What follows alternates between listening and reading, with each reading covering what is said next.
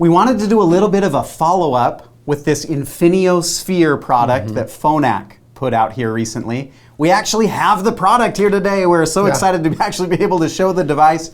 And we decided we were going to show this device next to a small guy. Yeah, so we have the smallest rechargeable device made right now, currently, and they're always changing. So we have the smallest device. It looks like it's made by Resound, and it's sitting here. You were talking about doing side-by-side trials of listening to the device, wearing another manufacturer and listening to how the kitchen sounds, and even going out and playing games with your family out on the town. I believe you were, what were you doing? You were doing some... Everything. Go-karts, arcades, everything. hibachi restaurants. And then wearing the new device, and here we are doing a little bit more of the side-by-side. So they're sitting side-by-side. Obvious difference in size. We've got the smallest rechargeable device sitting next to the largest. And now the largest rechargeable and it's device. Not even close. It's a big hearing device. You can see it, but that being said, we're used to the days when we started with hearing aids, probably 20 years ago was when we first started getting our feel for hearing aids. Let's give them some perspective here. Hearing aids used to be probably double this size. Yep, and all of them.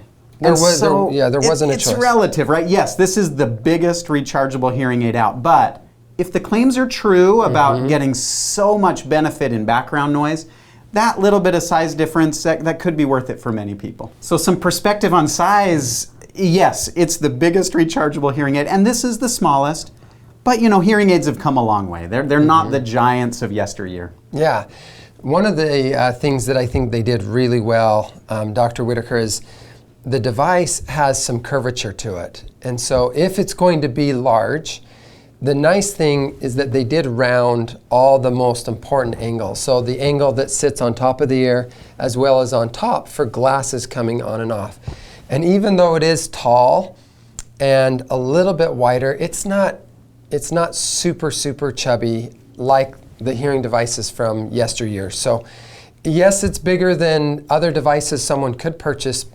However, if your need is to hear the very best you possibly can in background noise, or where competing signals may be there instead of the desirable signal that you want to hear and want to understand, it's worth trying. It's worth seeing if there's a little more hope, if there's even, say, 2 more words that you can acquire correctly in a sentence of 10.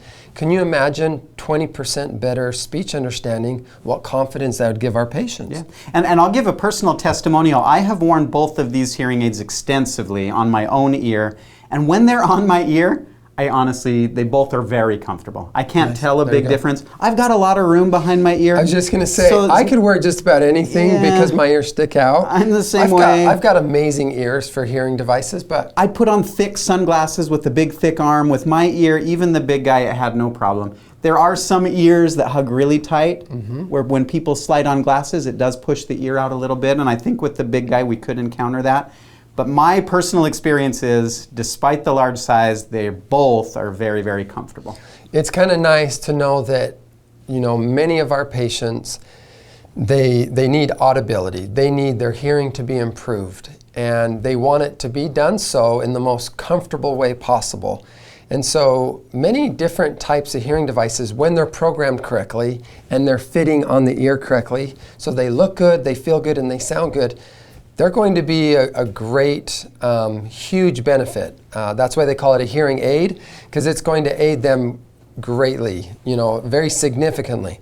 However, we do have patients that not only have peripheral hearing loss, but Dr. Whitaker, they also have problems processing sound. And that's where I think this comes in. Yeah, I agree. So we're excited about it. Shoot us some comments. If you have questions, we're going to be researching this thing. Give us some comments. We're happy to reply, and we hope you're excited about this too.